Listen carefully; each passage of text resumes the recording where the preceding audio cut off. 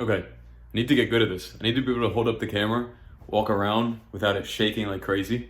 So it's now the 5th week of me documenting this journey of starting my first profitable business as a D1 athlete in college. And this week I was nearly able to finish the entire onboarding workflow for my marketing agency. So I finished a number of things. On the outreach side, I finished the cold call script, I finished the email template, I finished the cold message template, and then a one-pager describing my services and how I could drive growth for businesses. Because everything is going to start with outreach first, and then you go to qualification, pre-call qualification of the client, and then after that, you go onto the discovery call if they opt to actually have a meeting with you about how you can drive growth for their business through your marketing services. I'll have to have the pitch deck ready for that, and then following that, I'll then have to actually onboard the client. So I'll have to have a checklist of things that they'll have to complete on their end and things that I'll have to complete on my end.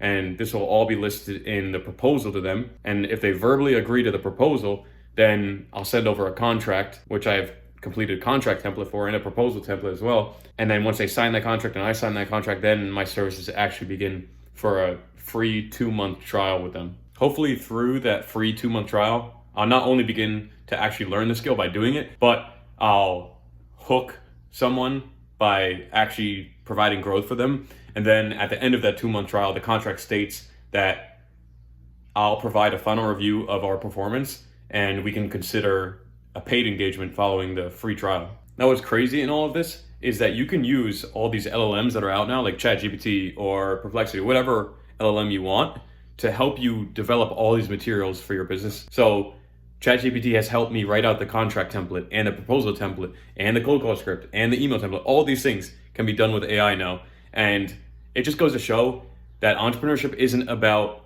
your intelligence or what you already know. It's about just showing up. It's about having the discipline to sit down at your computer and doing. Because if you can just sit down and work, then you can use AI to figure out everything that you don't know or don't know how to do. I mean, that practically means that you don't necessarily need skills anymore because you can learn anything on the fly with AI. And that gives you no excuses for not trying to make money online or pursuing something that you think is possible, but then giving up because it's too hard. It's not too hard because an AI can tell you exactly what to do for it. So what that tells you is there are lower barriers to entry to start a business online because an AI will spoon feed you the answers. And then what does this mean for being an athlete? Well, an LLM can tell you exactly what you should be practicing on Monday, and then how you should be lifting on Tuesday, and then how you should be recovering on Wednesday. So there's no excuse to not get better as an athlete because you have an AI that can tell you exactly what you need to do in order to get better. All right, that's enough about AI and about the business. Let's talk about track. So yesterday I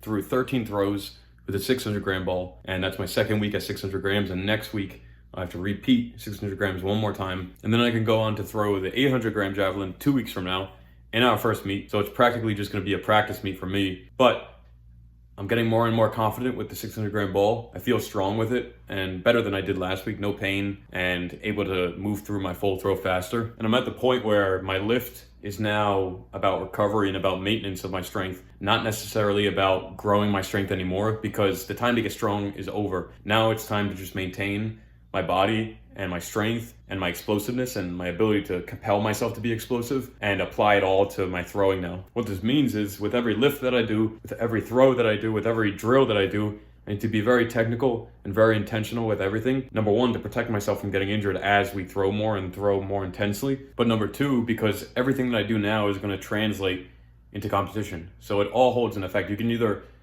push your technique or your form in the correct way through drills and through lift and through training, or you can push it in a negative direction. And you want to build your habits in the positive direction so that when it comes time for the big throw in your competition, everything comes together and you just perform. Also this week, I began reading Extreme Ownership by Jocko Willink and Leif Babin, and I haven't gotten to any tangible lessons on leadership yet, but their argument for why war is the realest environment to learn leadership, because everything is on the line, is pretty compelling. So I'm excited to learn the lessons that they have to tell about leadership, because I know that as I build a business, I'm gonna need a strong team. And the reality is you're not gonna have a great team without a great leader. So I need to become a great leader so that I can build an incredible team around me. Anyways, I'm almost ready to make my agency official and begin outreach to secure my first client. So hopefully in a week or two I have that going, and then it's just a matter of time till I get my first client. I'm so shaky still. I'm gonna get good at this though.